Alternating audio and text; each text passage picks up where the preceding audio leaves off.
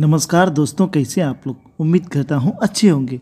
आज हम लोग देखेंगे एडुटेरिया का सेट नंबर 50, यानी आज हम लोग आधे सेट कंप्लीट कर लेंगे।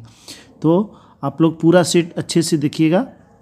चलिए दोस्तों स्टार्ट करते हैं और देखते हैं आज का पहला प्रश्न है, वैदिक काल में कौरगी, मैत्रेयी और कपिला का घर कहाँ था। तो ये कहाँ था इसका घर, तो इसका घर मिथिला था। ऑप्शन नंबर डी, कहाँ था, मिथिला था। जान लेते हैं। मिथिला का प्रारंभिक उल्लेख रामायण में मिलता है। कहाँ मिलता है, रामायण में मिलता है। वैदिक काल में मिथिला में विदेहा साम्राज्य था। विदेहा साम्राज्य के राजा थे राजा जनक। कौन थे, राजा जनक थे।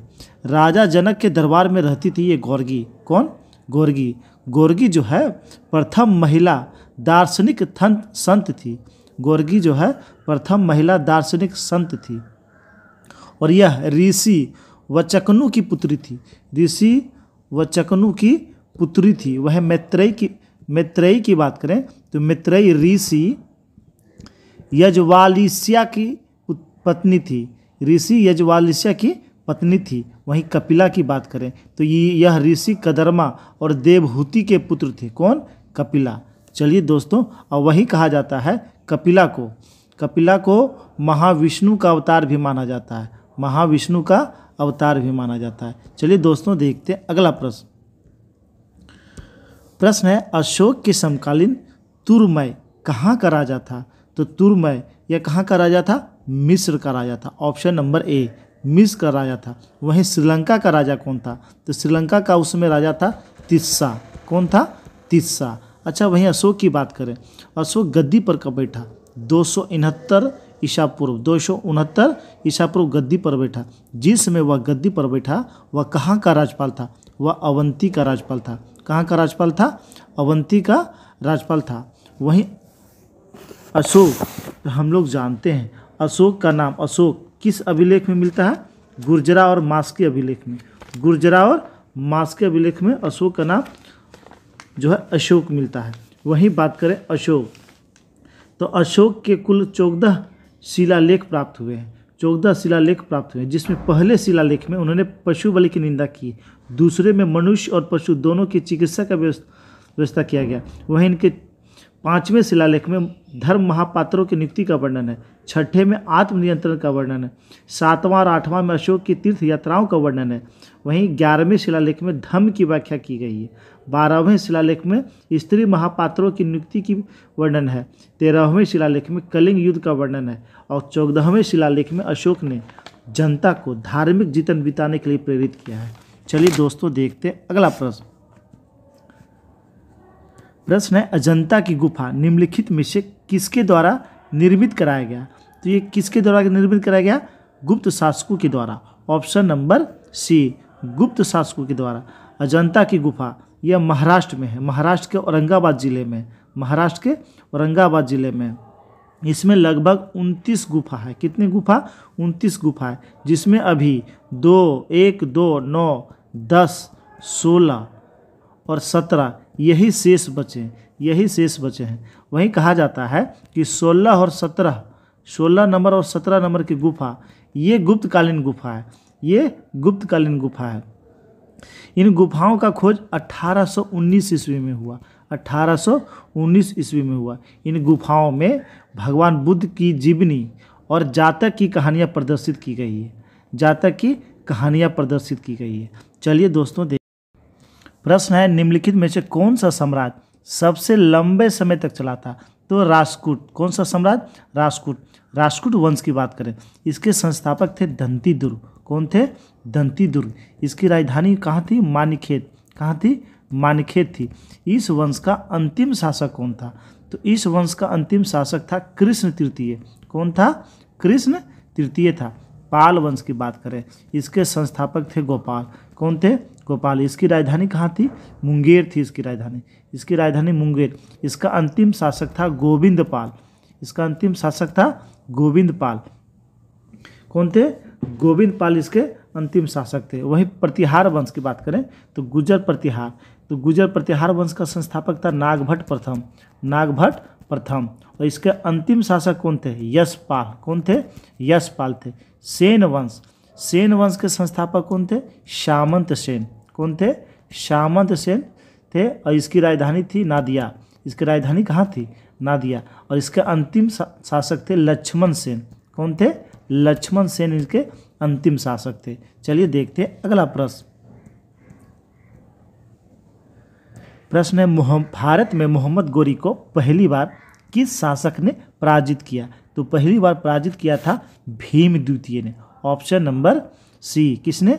भीम द्वितीय ने पराजित किया था 1178 ईस्वी में। 1178 ईस्वी में मोहम्मद गोरी ने गुजरात पर आक्रमण किया था, जिसमें वहाँ का शासक था भीम द्वितीय। उन्होंने उसे बंदी बना लिया था। वहीं बात करें मोहम्मद गोरी, तो मोहम्मद गोरी शासक कब बना था? 1173 ईस्वी में। 1173 ईस्वी में शासक बना था। पहला आक्रमण इन्होंने किया था 1175 ईस्वी में मुल्तान पर। उसके बाद जब इन्होंने 1178 में गुजरात पर आक्रमण किया तो वहाँ के शासक भीम द्वितीय ने इसे पराजित कर दिया था। वहीं बात करें गौरी, तो गौरी ने तराइन का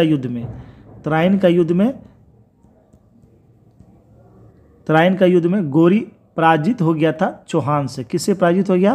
पृथ्वीराज चौहान से पराजित हो गया। पृथ्वीराज चौहान से पराजित हो गया, यानी पृथ्वीराज चौहान जीत गए। वहीं तराइन का दूसरा युद्ध में जो 1192 ईस्वी में हुआ, चौहान की हार हो गई। चौहान को इन्होंने पराजित कर दिया। इसके बाद हुआ चंदावर का युद्ध जो 1194 में हुआ, उसमें इन्होंने जयचंद को हराया। किसे हराया? जयचंद को हराया। चलिए दोस्तों देखते हैं अगला प्रश्न है भारत में प्रथम विद्युत तार सेवा कहाँ से कहाँ तक शुरू की गई थी? तो ये कहाँ से कहाँ तक शुरू किया गया था? तो हम लोग जानते हैं, यह कलकत्ता से Agra. Option number D, Calcutta से आगरा। ये शुरू कब किया गया था? तो ये 1853 ईस्वी में। 1853 ईस्वी में लॉर्ड डलहौजी के द्वारा। वहीं बात करें लॉर्ड डलहौजी के द्वारा ही पहली रेल चलाई गई थी 16 अप्रैल 1853। कहाँ से कहाँ तक? तो ये हम लोग जानते हैं, थाने, मुंबई टू थाने चलाया गया था। वहीं बात कर लेते हैं डलहौजी। तो डलहौजी के समय में द्वितीय आंग्ल सिख युद्ध हुआ, द्वितीय आंग्ल बर्मा युद्ध हुआ। इन्होंने डॉक्ट्रिन्स ऑफ लैप्स के तहत सतारा को, जैतपुर, संबलपुर, बघाट, उदयपुर, झांसी आदि राज्यों को शामिल किया। शिक्षा से संबंधित वुड डिस्पैच भी लागू किया था। किसने? लॉर्ड डलहौजी ने। लॉर्ड डलहौजी ने 1854 ईस्वी में पोस्ट ऑफिस एक्ट पारित किया। वहीं सार्वजनिक निर्माण विभाग और लोक सेवा विभाग की स्थापना भी डलहौजी ने किया। इसी के समय में पहली बार नागरिक सेवा में नियुक्ति हेतु प्रतियोगिता परीक्षा का शुरुआत हुआ था। कब? 1855 में। 1855 से ही प्रतियोगिता परीक्षा के आधार पर चयन होने लगा था। चलिए देखते हैं अगला प्रश्न है रविंद्रनाथ टैगोर द्वारा लिखित गीत जनगण मन सर्वप्रथम जनवरी 1912 में किस नाम से प्रकाशित हुआ था? तो भारत भाग्य विधाता। किस नाम से? भारत भाग्य विधाता। वहीं बात करें जनगण मन की, ये सबसे पहले कब गाया गया था? तो ये सबसे पहले 1911 के कलकत्ता अधिवेशन में गाया गया था, जिसकी अध्यक्षता कर रहे थे शिव नारायण धर कर रहे थे। वहीं बात करें वंदे मातरम, तो वंदे मातरम पहली बार कब गया था? तो 1896 के कांग्रेस के कलकत्ता अधिवेशन में। उसकी अध्यक्षता कौन कर रहे थे? तो उसकी अध्यक्षता रहीमतुल्लाह शियानी कर रहे थे। वहीं बात करें ये राष्ट्रगीत और राष्ट्रगान दोनों को संविधान सभा ने कब अपनाया? तो इसे 24 जनवरी 1950 को अपनाया गया था। 24 जनवरी 1950 को दोनों जनगण मन और वंदे मातरम अपनाया गया था। चलिए दोस्तों देखते हैं अगला प्रश्न है सत्यशोधक समाज के संस्थापक कौन थे? तो हम लोग जानते हैं सत्यशोधक समाज के संस्थापक थे Jyotiba Phule. Option number D. इन्होंने 1873 में सत्यशोधक समाज की स्थापना किया। इन्होंने ही बालिका विद्यालय की भी स्थापना किया था 1851 ईस्वी में। वहीं बात करें भीमराव अंबेडकर बहिष्कृत हितकर्णी सभा की स्थापना किया था और स्वतंत्र श्रमिक पार्टी की भी स्थापना किया था। वहीं बात करें आत्मा राम पंडूराम, ये प्रार्थना समाज की स्थापना से संबंधित थे, जिसकी स्थापना 1867 ईस्वी में किया गया था। चलिए दोस्तों देखते हैं अगला प्रश्न। प्रश्न है, भारतीय राष्ट्रीय कांग्रेस के किस अधिवेशन में सांप्रदायिक प्रतिनिधित्व की मांग को स्वीकार किया गया? तो ये किस अधिवेशन में स्वीकार किया गया था?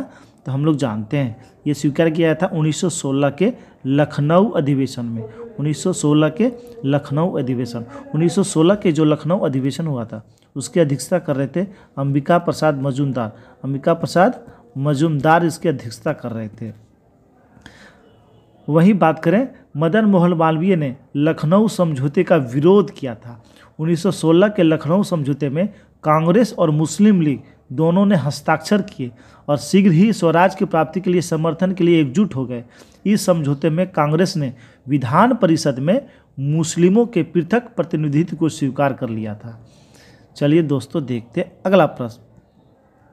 और वहीं अगर बात करें तो 1915 के बम्बई अधिवेशन, 1915 के बम्बई अधिवेशन की अध्यक्षता किया था सत्येंद्र प्रसाद सिन्हा ने। वहीं बात करें 1914 के मद्रास अधिवेशन, 1914 के मद्रास अधिवेशन की अध्यक्षता किसने किया था? जिसकी अध्यक्षता किया था भूपेंद्र नाथ बसु ने किया था, भूपेंद्र नाथ बसु ने। और 1919 के अमृतसर अधिवेशन की अध्यक्षता किया था मोतीलाल नेहरू ने, मोतीलाल नेहरू ने। चलिए देखते हैं अगला प्रश्न। प्रश्न है, मृच्छकटिकम की विषय वस्तु क्या है? तो मृच्छकटिकम इसकी विषय वस्तु क्या है? तो इसके एक धनी व्यापारी और एक गणिका की पुत्री की प्रेम कथा का वर्णन है। वहीं मृच्छकटिकम इसका नाम से इसका अर्थ क्या निकलता है? मिट्टी का खिलौना, मिट्टी का खिलौना। इसके लेखक कौन थे? क्षुद्रक। इसके लेखक कौन थे? क्षुद्रक इसके लेखक थे। यह एक संस्कृत में लिखा गया काव्य है जिसकी पृष्ठभूमि पाटलिपुत्रा है, जिसकी पृष्ठभूमि क्या है? पाटलिपुत्रा है। चलिए दोस्तों देखते हैं अगला प्रश्न। प्रश्न है, जलियांवाला बाग हत्याकांड की जांच के लिए कांग्रेस की जांच समिति में निम्नलिखित में से कौन शामिल नहीं थे? तो कांग्रेस की ओर से भी एक जांच समिति का गठन किया गया था, उसमें इनमें से कौन नहीं थे? तो लोकमान्य बाल गंगाधर तिलक उस समिति के सदस्य नहीं थे। वहीं हम लोग जानते हैं 10 अप्रैल 1919 को दो जो नेता थे सत्यपाल और किचलू, इनको गिरफ्तार कर लिया गया था। ये लोग रॉलेट एक्ट का विरोध कर रहे थे। उसके बाद इसी के एवज गिरफ्तारी के एवज में एक विशाल जनसभा का आयोजन हुआ था 13 अप्रैल 1919 को अमृतसर में, जहां विशाल सभा में जनरल डायर ने गोली चलाने का आदेश दे दिया था, जिससे बहुत सारे भारतीय मारे गए थे। तो इसकी जाँच के लिए मदन मोहन मालवीय की अध्यक्षता में एक समिति का गठन किया गया था, जिसके सदस्य कौन कौन थे? तो मोतीलाल नेहरू, चित्तरंजन दास, CR दास, बदरुद्दीन तैयब जी और MR जयकर, ये सारे इसके सदस्य थे। यानी इसके सदस्य 4 सदस्य, एक मदन मोहन मालवीय, 5 सदस्य थे। मदन मोहन मालवीय, मोतीलाल, गांधी जी, CR दास, तैयब जी और MR जयकर। चलिए दोस्तों देखते हैं अगला प्रश्न। प्रश्न है, ब्रिटिश ईस्ट इंडिया कंपनी के चाय के व्यापारिक एकाधिकार को किस एक्ट के तहत समाप्त किया गया था? तो ये किस एक्ट के तहत समाप्त किया गया था? तो ये समाप्त किया गया था 1833 के चार्टर्ड एक्ट के तहत। 1833 के चार्टर्ड एक्ट के तहत इसे समाप्त किया गया था। वहीं बात करें 1813 के चार्टर्ड एक्ट के साथ जो व्यापार कंपनी को जो है कंपनी का एकाधिकार समाप्त किया गया था, लेकिन 1813 में चीन और चाय को छोड़कर बाकी सारे एकाधिकार इनसे छीन लिए गए थे। वहीं 1833 में इनके ये भी अधिकार छीन लिए गए, यानी चाय के साथ भी इनका अधिकार नहीं रह गया था। ये कंपनी अब व्यापारिक इकाई नहीं रह गई, यह शुद्ध रूप से प्रशासनिक इकाई बन गई थी 1833 में। वहीं 1853 के चार्टर्ड एक्ट के तहत कार्यपालिका एवं विधायिका संबंधी शक्तियों का पृथकीकरण कर दिया गया। इसके माध्यम से कंपनी के डायरेक्टरों की नियुक्ति से संबंधित अधिकार वापस ले लिए गए। अब नियुक्ति जो है प्रतियोगिता परीक्षा से होने लगी थी। चलिए दोस्तों देखते हैं अगला प्रश्न। द्वितीय विश्व युद्ध के दौरान भारत की रक्षा के लिए किस देश के सैनिक को ब्रिटिश सरकार भारत लेकर आई? तो किस देश की सेना को? तो अमेरिका यानी यूएसए की सेना को, संयुक्त राज्य अमेरिका की सेना को। वहीं बात करें द्वितीय विश्व युद्ध, हम लोग जानते हैं ये प्रारंभ हुआ था 1939 में। कब? तो जर्मनी ने पोलैंड पर आक्रमण कर दिया था। जर्मनी ने पोलैंड पर आक्रमण किया था, तब से द्वितीय विश्व युद्ध की शुरुआत हो गई थी। इसमें कुल 61 देशों ने भाग लिया था। 61 देशों ने भाग लिया था। वहीं बात करें जर्मनी की ओर से इटली जो है, इटली कब शामिल हुआ द्वितीय विश्व युद्ध में? तो 1940 में। 1940 में। अमेरिका 1941 में द्वितीय विश्व युद्ध में शामिल हुआ। 1941 में शामिल हुआ। एक क्वेश्चन आता है, द्वितीय विश्व युद्ध के समय ब्रिटेन का प्रधानमंत्री कौन था? तो ब्रिटेन का उसमें प्रधानमंत्री था चर्चिल। कौन था? चर्चिल उसमें ब्रिटेन का प्रधानमंत्री था। और यूएसए अमेरिका का राष्ट्रपति कौन था? Franklin D Roosevelt. Franklin D Roosevelt उसमें अमेरिका के राष्ट्रपति थे। चलिए देखते हैं अगला प्रश्न। प्रश्न है 1809 ईस्वी में प्रकाशित एकेश्वरवादियों को उपहार नामक पुस्तक के लेखक कौन है? तो इसके लेखक कौन है? राजा राम मोहन राय। कौन? राजा राम मोहन राय। ऑप्शन नंबर सी, राजा राम मोहन राय। इन्हें हम लोग जानते हैं आधुनिक भारत का प्रथम नेता, नव जागरण का अग्रदूत, नए भारत का पैगंबर, भारतीय पुनर्जागरण का जनक और भारत में सुधार आंदोलन का मुख्य प्रवर्तक माना जाता है।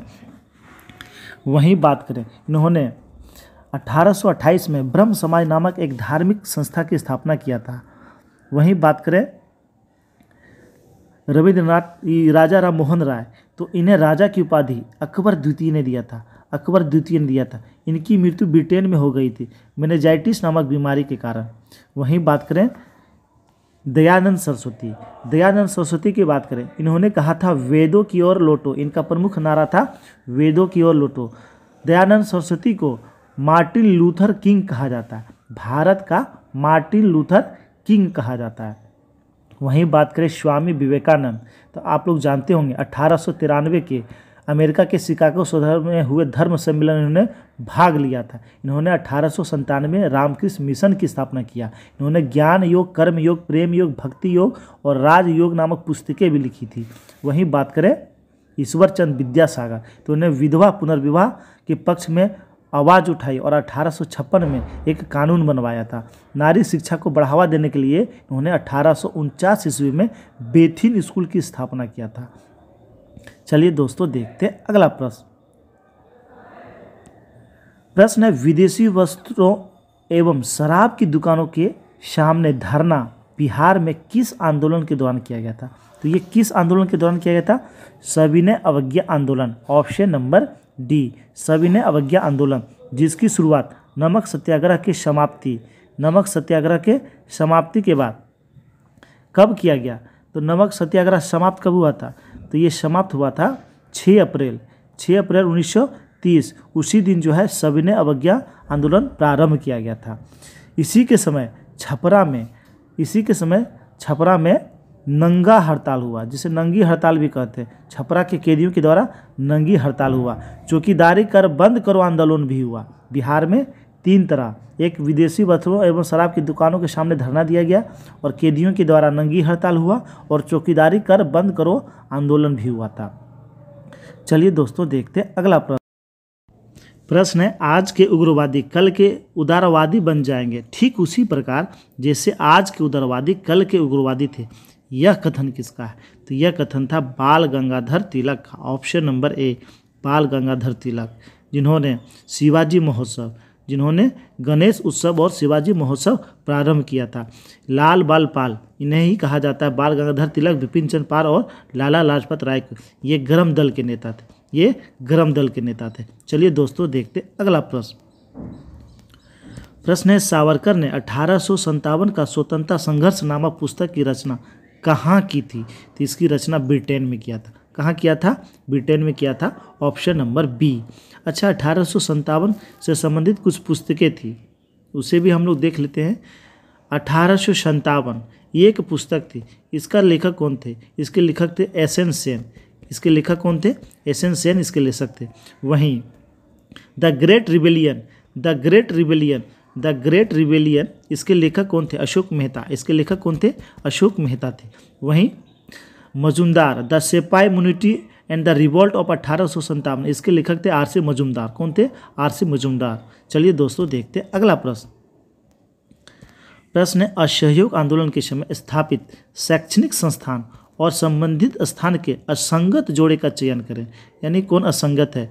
जामिया मिलिया इस्लामिया दिल्ली, यही गलत है। Option number A. ये कहाँ था? ये अलीगढ़ में था। कहाँ था? यूपी के अलीगढ़ में था। बाकी बिहार विद्यापीठ पटना सही, काशी विद्यापीठ वाराणसी ये भी सही, गुजरात विद्यापीठ अहमदाबाद ये भी सही। तो इसका आंसर हो जाएगा ऑप्शन नंबर ए।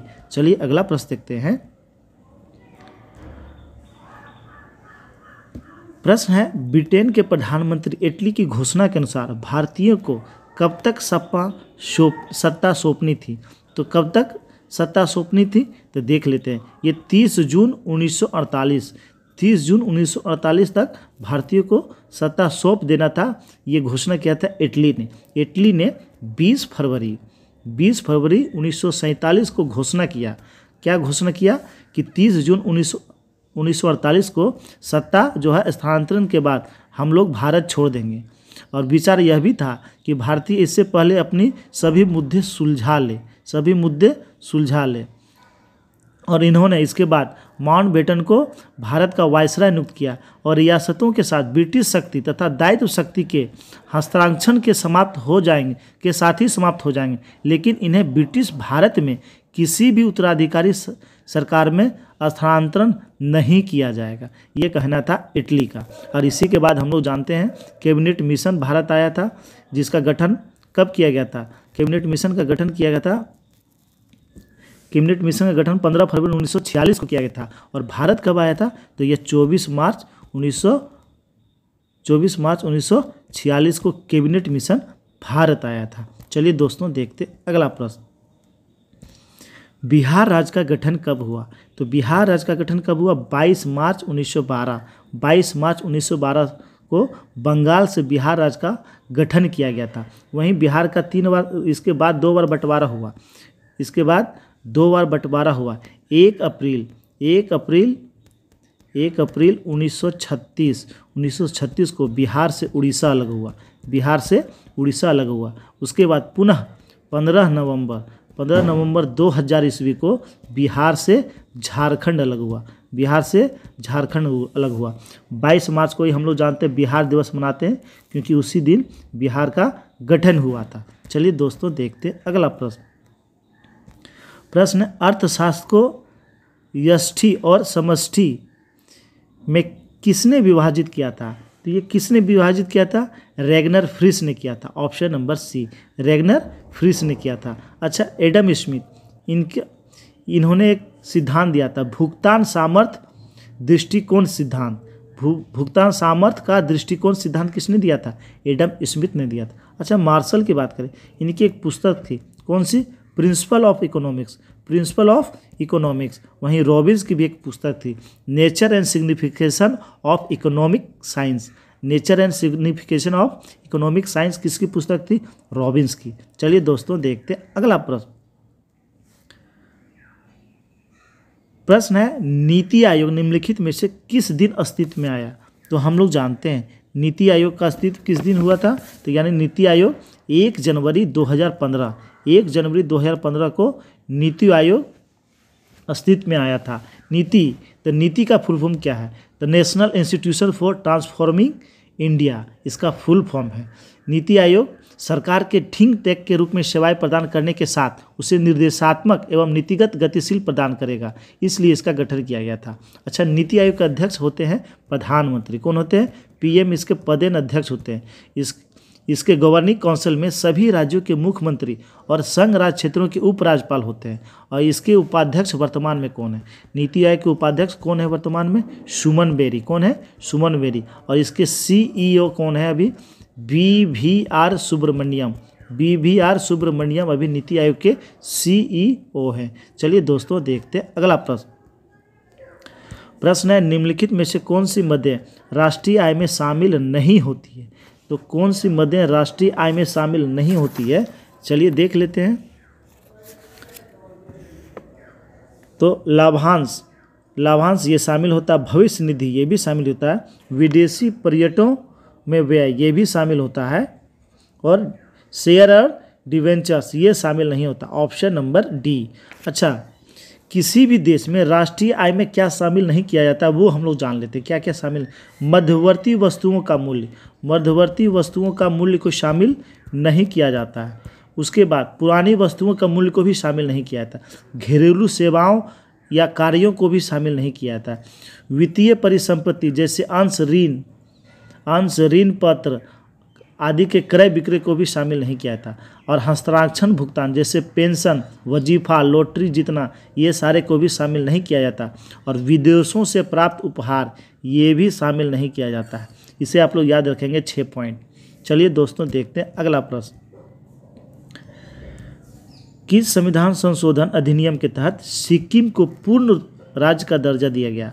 तो हम लोग जानते हैं 36वां संविधान संशोधन, 36वां संविधान संशोधन जो 1975 में हुआ, उसके तहत सिक्किम को भारत का पूर्ण राज्य का दर्जा मिला था। वहीं बात करें 35वां संविधान संशोधन जो 1974 में हुआ था, इसमें सिक्किम को सहयुक्त राज्य का दर्जा मिला था। सहयुक्त राज्य का दर्जा के रूप में भारत में शामिल किया गया था। बात करें 37वें संविधान संशोधन, अरुणाचल प्रदेश में विधानसभा की व्यवस्था किया गया था। अरुणाचल प्रदेश में विधानसभा की व्यवस्था किया गया था। और वहीं बात करें 38वां संविधान संशोधन, तो इसके तहत राज्यपाल और राष्ट्रपति के निर्णयों को न्यायालय में चुनौती देने संबंधित बातों का उल्लेख किया गया है। चलिए दोस्तों देखते हैं अगला प्रश्न। और प्रश्न है, लोक अदालतों की स्थापना पहली बार निम्नलिखित में से किस राज्य में हुई थी? तो इसका स्थापना पहली बार गुजरात में हुआ था। कब हुआ, कहाँ हुआ था? गुजरात में। हुआ कब था? 1982 ईस्वी में। 1982 में लोक अदालत में जो है इसकी कोई चार्जेस नहीं होती है, और इसका जो भी निर्णय होता है वह दोनों पक्षों को मानना पड़ता है, और इसका निर्णय को हम लोग अपील नहीं, यानी इसके निर्णय के खिलाफ अपील नहीं कर सकते, यह गैर अपीलीय होता है। चलिए दोस्तों देखते हैं। प्रश्न है, राष्ट्रीय आपातकाल की उद्घोषणा संसद के अनुमोदन के बिना कितने समय तक लागू रह सकती? 1 माह तक। 1 माह तक लागू रहती बिना अनुमति के। अगर अनुमति नहीं मिलती तो 1 माह बाद वह परिवर्तन में नहीं रहता। बात करें राष्ट्रीय आपातकाल, तो यह अनुच्छेद 352 के तहत लगाए जाते हैं। कब कब? जब बाह्य आक्रमण की स्थिति हो, या युद्ध की स्थिति हो, या सशस्त्र विद्रोह हो, तो इस अवस्था में राष्ट्रपति राष्ट्रीय आपात की घोषणा करते हैं। वहीं बात करें राष्ट्रीय आपातकाल, राष्ट्रपति द्वारा की गई राष्ट्रीय आपात की घोषणा 1 माह तक परिवर्तन में रहती है। यदि इस दौरान जो है संसद 2/3 बहुमत से अनुमोदित कर दे तो वह अगले 6 माह तक परिवर्तन में रहती है। संसद इसे पुनः एक बार में 6 महीने तक बढ़ा सकती है। उसके बाद यदि आपातकाल उद्घोषणा तब की जाती है जब लोकसभा का विघटन हो गया हो, तब जो है तब क्या होता है? तो आपातकाल उद्घोषणा लोकसभा की प्रथम बैठक की 30 दिनों के अंदर अनुमोदित होना चाहिए, अन्यथा 30 दिन के बाद यह परिवर्तन में नहीं रहता है। चलिए दोस्तों देखते हैं अगला प्रश्न। प्रश्न है, संघ की कार्यपालिका शक्ति निहित होती है। तो संघ की कार्यपालिका शक्ति किस में निहित होती है? राष्ट्रपति में निहित होती है। Option number C. किस में? राष्ट्रपति में निहित होती है। वहीं राष्ट्रपति की बात करें तो हम लोग एक बार अनुच्छेद रिवाइज कर लेते हैं। अनुच्छेद 52 में है राष्ट्रपति का पद। अनुच्छेद 53 में क्या है? अनुच्छेद 53 में क्या है? तो अनुच्छेद 53 में है कि राष्ट्रपति कार्यपालिका का प्रधान होगा। राष्ट्रपति कार्यपालिका का प्रधान होगा। अच्छा, अनुच्छेद 54 में क्या है? अनुच्छेद 54 में क्या है? तो निर्वाचक मंडल, राष्ट्रपति के निर्वाचन मंडल की चर्चा है। वहीं 55 में क्या है? तो राष्ट्रपति के कोरम, राष्ट्रपति का कोरम। वहीं 56 में क्या है? तो पदावधि के बारे में चर्चा है। राष्ट्रपति के पदावधि के बारे में चर्चा है। अनुच्छेद 57 पुनः निर्वाचन या दोबारा निर्वाचन, इसकी चर्चा है। 58 में योग्यता की चर्चा है। 58 में राष्ट्रपति पद की योग्यता का चर्चा है। 59 में दशाओं की चर्चा है। 59 में दशाओं की चर्चा है। और 60 में शपथ की चर्चा है। चलिए दोस्तों देखते हैं अगला प्रश्न। प्रश्न है, विभिन्न राज्यों के उच्च न्यायालयों में न्यायाधीशों की संख्या कौन तय करता है? तो ये करते हैं राष्ट्रपति। Option number B. कौन करते हैं? राष्ट्रपति। अनुच्छेद 214 में कहा गया प्रत्येक राज्य के लिए एक उच्च न्यायालय होगा। प्रत्येक राज्य के लिए एक उच्च न्यायालय होगा। वहीं बात करें अनुच्छेद 216 जो है हाईकोर्ट का गठन की चर्चा है। अच्छा, वर्तमान में भारत में कितने उच्च न्यायालय हैं, हाई कोर्ट हैं? तो 25 हाई कोर्ट है। कितने? 25 हाई कोर्ट है। वहीं बात करें न्यायाधीशों की, तो मुख्य न्यायाधीश एवं अन्य न्यायाधीश मिलकर जो राष्ट्रपति को सलाह देते हैं और राष्ट्रपति जो है न्यायाधीशों की नियुक्ति करती। उच्च न्यायालय में न्यायाधीशों की नियुक्ति राष्ट्रपति करते हैं अनुच्छेद 217 के तहत। अनुच्छेद 217 के तहत। प्रश्न है 101वां संविधान संशोधन अधिनियम 216 के तहत लागू वस्तु और सेवा कर यानी जीएसटी आने के पश्चात किस अनुच्छेद को समाप्त कर दिया गया? तो अनुच्छेद 268 को समाप्त कर दिया गया और जीएसटी लागू किया गया। वह जीएसटी लागू कब किया गया? तो हम लोग जानते हैं 1 जुलाई 2017 को। 1 जुलाई 2017 को जीएसटी लागू किया। अच्छा, जीएसटी की 4 दरें हैं। वे दरें कौन कौन हैं? तो 5%, 12%, 18% और 28%। ये जीएसटी की 4 दरें हैं। वहीं जीएसटी की बात करें तो जीएसटी सबसे पहले किस देश में लागू हुआ? तो सबसे पहले जीएसटी फ्रांस में लागू हुआ। कहाँ लागू हुआ? फ्रांस में लागू हुआ 1954 ईस्वी में। 1954 ईस्वी में जीएसटी की बात करें तो जीएसटी कीमतें धातुओं के लिए अलग है। और जीएसटी जो है, जीएसटी से मुक्त वस्तुएं कौन कौन है, यानी किस पर जीएसटी लागू नहीं है? तो प्राकृतिक मधु, दूध, फूल झाड़ू, खुला खाद्य पदार्थ, लस्सी, खुला पनीर, दही, प्रसाद, जगेड़ी, नमक, गुड़, स्वास्थ्य सेवाएं, काजल, चित्रकला की किताबें और शिक्षा सेवाएं और अंडा, ये सारे को जीएसटी से मुक्त रखा गया है। चलिए दोस्तों देख, प्रश्न है 1934 में डॉक्टर विश्वेश्वरैया ने अपने किस प्रसिद्ध शोध ग्रंथ में देश के आर्थिक विकास की एक 10 वर्षीय योजना प्रस्तुत की? तो वो पुस्तक था the plant economy of India. The plant economy of India, poverty and British rule in India. इसके लेखक कौन थे? इसके लेखक थे दादा भाई नेरोजी। कौन थे? दादा भाई नेरोजी। चलिए दोस्तों देखते हैं अगला प्रश्न। प्रश्न है पर्यावरणविद सुंदरलाल बहुगुणा, जिनका 21 मई 2021 को निधन हो गया, किस आंदोलन से संबंधित थे? तो हम लोग जानते हैं वह चिपको आंदोलन से संबंधित थे। किससे? चिपको आंदोलन से संबंधित थे। पेड़ों की कटाई के लिए इन्होंने चिपको आंदोलन प्रारंभ किया था। चिपको आंदोलन प्रारंभ कब हुआ? 1973 ईस्वी में। 1973 ईस्वी में। कुछ आंदोलन जान लेते। एपीको आंदोलन जिसे हम लोग आंध्र प्रदेश का कर्नाटक का चिपको आंदोलन कहते हैं। कर्नाटक का चिपको आंदोलन कहते हैं। ये 1983 में हुआ था। 1983 में। इसके नेता थे पांडुरंग हेगड़े। उसके बाद नर्मदा बचाओ आंदोलन। इसके नेता कौन थे? मेघा पाटेकर। कौन थे? मेघा पाटेकर इसके नेता थे। उसके बाद साइलेंट वैली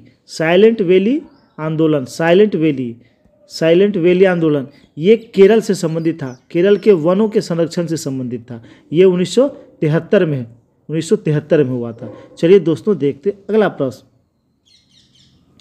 प्रश्न है उत्परिवर्तनवाद का सिद्धांत किसने दिया था? उत्परिवर्तनवाद का सिद्धांत किसने दिया था?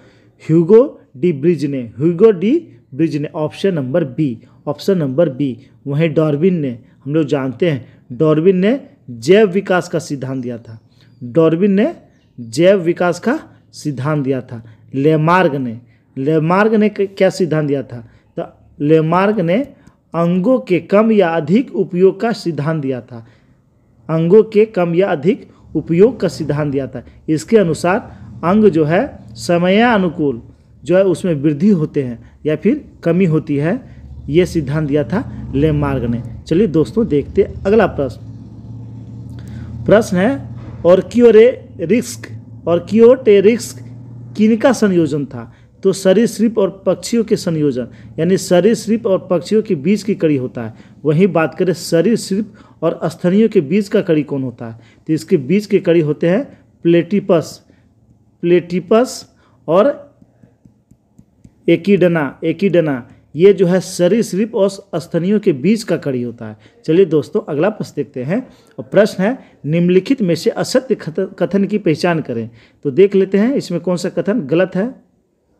परिस्थिति तंत्र में हरे पौधे उत्पादक का कार्य करते हैं, ये बिल्कुल सही। लोमड़ी एक द्वितीय उपभोक्ता का उदाहरण, ये भी सही। वायरस एक अपघटक है, ये गलत है। ऑप्शन नंबर सी, वायरस अपघटक नहीं होता है, बैक्टीरिया और कवक, बैक्टीरिया और कवक जो है अपघटक होते हैं, कवक।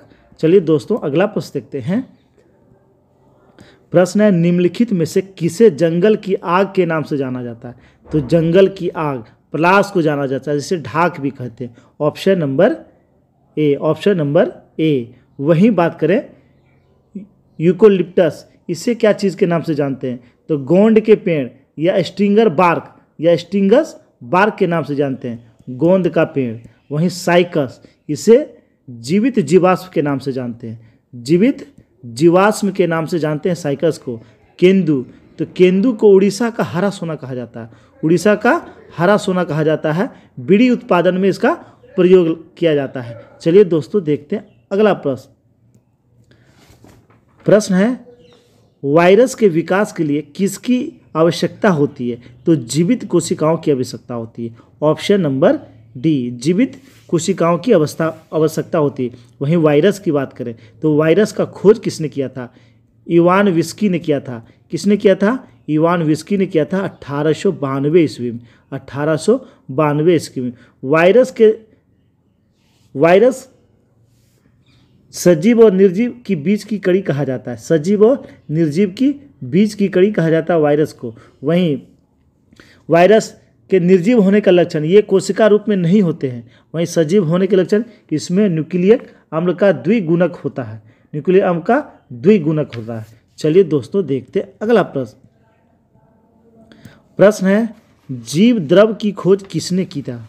तो जीव द्रव की खोज किसने किया था। तो ये किया था डुजार्डिन ने, डुजार्डिन ने किया था जीव द्रव का खोज। वहीं बात करें जीव द्रव, तो जीव द्रव का नामांकन किसने किया था। पुरकिंजे ने किया था। किसने किया था। पुरकिंजे ने इसका नामांकन किया था। इसका खोज कब हुआ था। तो इसका खोज हुआ था 1835 में, 1835 में। इसका नामांकन 1839 में, 1839 में। वहीं जीव द्रव को जीवन का भौतिक आधार कहा गया, जीव द्रव को जीवन का भौतिक आधार कहा गया। जीव द्रव की बात करें तो जीव, ये एग्जाम में क्वेश्चन इससे आते हैं कि जीव द्रव में ऑक्सीजन कितना प्रतिशत होता है। तो 76% ऑक्सीजन होता है। वहीं बात करें कार्बन डाइऑक्साइड कितना होता है। तो 10.5% होता है। हाइड्रोजन कितना प्रतिशत होता है। हाइड्रोजन 10% होता है। नाइट्रोजन कितना प्रतिशत होता है। 2.5% होता है। वहीं जीव द्रव का 80% भाग जल होता है, 80% भाग जल होता है। जीव द्रव में अकार्बनिक और कार्बनिक पदार्थों का अनुपात कितना होता है। तो 81:19, ये भी एग्जाम में आया हुआ है। जीव द्रव में कार्बनिक और अकार्बनिक पदार्थ का अनुपात 81:19 होता है। चलिए देखते अगला प्रश्न। प्रश्न है जब एक गेंद जमीन पर उछाली जाती है तब अचानक क्या परिवर्तित होता है। तो इसका संवेग परिवर्तित होता है। क्या परिवर्तित होता है। संवेग परिवर्तित होता है। चलिए दोस्तों देखते अगला प्रश्न। प्रश्न है वेरिसेला जोस्टर विषाणु से कौन सा रोग होता है। इसे आप लोग ठीक कर लेंगे। वेरिसेला वायरस से छोटी माता होता है। क्या होता है। छोटी माता रोग होता है। वहीं वेरिओला से चेचक होता है। वेरिओला वायरस जो है उससे चेचक होता है। वेरिओला से चेचक होता है और वेरिसेला से छोटी माता होता है। वहीं बात करें हैजा, तो हैजा हम लोग जानते हैं बैक्टीरिया से होता है। इसका बैक्टीरिया का नाम है विब्रियो कोलेरी से हैजा नामक बीमारी होती है। वहीं रेबीज की बात करें तो रेबीज जो है ये कौन से वायरस से होता है। तो रेब्डो वायरस इसका वाहक होता है। रेब्डो वायरस से रेबीज बीमारी होती है। चलिए अब पोलियो, तो पोलियो वायरस से पोलियो होती है। चलिए दोस्तों देखते हैं अगला प्रश्न। प्रश्न है दरियाई घोड़ा को निम्नलिखित में से किस वर्ग के अंतर्गत वर्गीकृत किया जाता है? तो इसे किस वर्ग में? मत्स्य वर्ग में। ऑप्शन नंबर सी, मत्स्य वर्ग में। एम्फीबिया वर्ग, उभयचर वर्ग आते हैं, जैसे मेढक किस वर्ग में आते हैं? एम्फीबिया वर्ग में आते हैं। वहीं सरीसृप की बात करें तो इससे एग्जाम में क्वेश्चन बनते हैं। सरीसृप से आ जाते हैं कि घड़ियाल किस वर्ग में आते हैं? तो घड़ियाल सरीसृप में आते हैं। जितने रेंगने वाले हैं, छिपकली, सांप, घड़ियाल, कछुआ, ये सारे सरीसृप में आते हैं। स्तनी हम लोग जानते हैं, इसे ये भी समझते हैं, जो अपने बच्चों को स्तनपान कराते हैं वो स्तनी कहलाते हैं।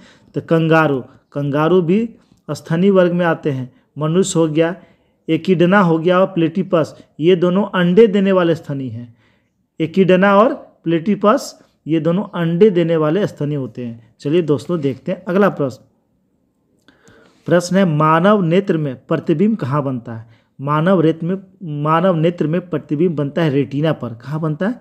रेटिना पर। और रेटिना पर प्रतिबिंब कैसा बनता है? तो हमेशा उल्टा बनता है। कैसा बनता है? उल्टा बनता है। वहीं पुतली की बात करें तो पुतली जो है इसी के रास्ते से प्रकाश आँखों में प्रवेश करती है। प्रकाश जो है इसी रास्ते से आँखों में प्रवेश करती है पुतली से। यह आइरिस के बीच का काला वाला जो भाग होता है आँख का, वह होता है पुतली।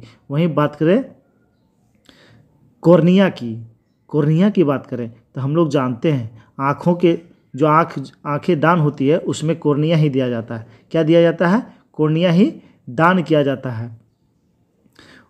और ये होता क्या है? तो आँखों के ऊपर जो पतला पारदर्शक परत होता है उसे ही कॉर्निया कहते हैं। आइरिस की बात करें तो यह प्रकाश की मात्रा का नियंत्रण करता है। प्रकाश की मात्रा का नियंत्रण करता है। प्रकाश तेज होने से यह क्या होता है? सिकुड़ जाता है और कम होने से फैलता है। चलिए दोस्तों देखते हैं अगला प्रश्न है, कौन सी ग्रंथि फेफड़ों के बीच विद्यमान रहती है? तो फेफड़ों के बीच कौन सी ग्रंथि रहती है? वाल्व ग्रंथि, जिसे थाइमस कहते हैं। ऑप्शन नंबर सी, पीयूष ग्रंथि। ये जो है मस्तिष्क में पाए जाते हैं। पीयूष ग्रंथि हाइपोथैलेमस के नीचे मस्तिष्क में पाए जाते हैं। हाइपोथैलेमस भी मस्तिष्क में पाए जाते हैं। और पीनियल ग्रंथि ये भी मस्तिष्क में पाए जाते हैं, मध्य मस्तिष्क में पाए जाते हैं। चलिए दोस्तों देखते हैं अगला प्रश्न। आचार एवं मुरब्बे में जीवाणु का संपन्न होते ही जीवाणु क्यों मर जाते हैं? क्योंकि इसमें जीव द्रव संकुचन के कारण जीवाणु क्या होते हैं? मर जाते हैं। चलिए दोस्तों अगला प्रश्न देखते हैं। प्रश्न है, वृक्क प्रतिदिन लगभग कितने लीटर का रक्त शुद्धिकरण करता है? तो वृक्क प्रतिदिन लगभग 180 लीटर रक्त का शुद्धिकरण करता है। कितना? 180 लीटर। अगर दिन भर अगर मान लेते हैं मिलीलीटर की बात करें तो प्रति मिनट यह 125 मिलीलीटर यह रक्त का शुद्धिकरण करता है। और अगर दिन की बात करें तो यह 180 लीटर करता है। इसमें 1.45 लीटर वृक्क में 1.45 लीटर मूत्र रोज बनता है। इतना मूत्र 1.45 लीटर मूत्र रोज बनता है। वहीं किडनी की बात करें, वृक्क की बात करें तो मनुष्य का किडनी का वजन 140 ग्राम होता है। कितना होता है? 140 ग्राम होता है। एग्जाम में इससे क्वेश्चन बनते हैं कि किडनी के बाहरी भाग को क्या कहते हैं? तो किडनी के बाहरी भाग को हम लोग कोर्टेक्स कहते हैं। क्या कहते हैं? कोर्टेक्स कहते हैं। और इसके भीतरी भाग को मेडुला कहते हैं। क्या कहते हैं? मेडुला कहते हैं। और किडनी की कार्यात्मक इकाई क्या होती है? नेफ्रॉन होती है। क्या होती है? नेफ्रॉन इसकी कार्यात्मक इकाई होती है। चलिए दोस्तों देखते हैं अगला प्रश्न है, खुला परिसंचरण तंत्र किसमें पाया जाता है? तो खुला परिसंचरण तंत्र किसमें पाया जाता है? कॉकरोच में, झींगा में, इस सब में खुले परिसंचरण तंत्र पाए जाते हैं। दो प्रकार के परिसंचरण तंत्र होते हैं, खुला परिसंचरण तंत्र और बंद परिसंचरण तंत्र। खुला परिसंचरण तंत्र में रक्त वाहिका नहीं होता है। इसमें रक्त बड़ी वाहिकाओं से शरीर के गुहाओं से गुजरता है। और वहीं बंद परिसंचरण, इसमें रक्त वाहिका होता है। रक्त वाहिका के द्वारा ही रक्त शरीर के भागों में पहुंचता है। चलिए दोस्तों देखते हैं। प्रश्न है, विद्युत बल में क्या उल्लेखित किया जाता है? तो शक्ति और वोल्टेज। क्या उल्लेखित किया जाता है? जब भी हम लोग विद्युत बल्ब खरीदते हैं तो सामान्यतः उसमें 100 वाट की रही तो 100 वाट और 220 वोल्ट ये अंकित रहता है। चलिए दोस्तों, तो यानी उसमें शक्ति और वोल्टेज अंकित रहता है। अगला प्रश्न देखते हैं। प्रश्न है, सोडियम क्लोराइड में क्या होता है? तो सोडियम क्लोराइड में विद्युत संयोजी बंधन होता है। Option number A. परमाणु बंधन 3 प्रकार के होते हैं। कौन कौन? विद्युत संयोजी बंधन, सह संयोजी बंधन और उप सह संयोजी बंधन। ये 3 प्रकार के होते हैं। तो सोडियम क्लोराइड NaCl में क्या होता है? विद्युत संयोजी बंधन, सह संयोजी बंधन। ये क्लोरीन में सह संयोजी बंधन होते हैं। वहीं उप सह संयोजी बंधन ये H2SO4 में होते हैं। H2SO4 में कौन सा बंधन होता है? उप सह संयोजी बंधन।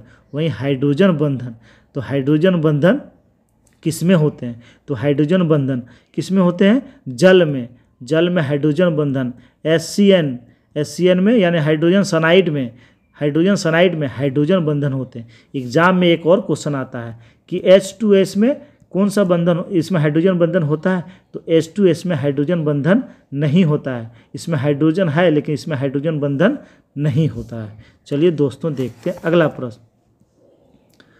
प्रश्न है, निम्नलिखित में से कौन सा मिश्रण गहनों की धुलाई या उसकी सफाई हेतु प्रयोग होता है? तो ये है aqua regia. Option number C, aqua regia.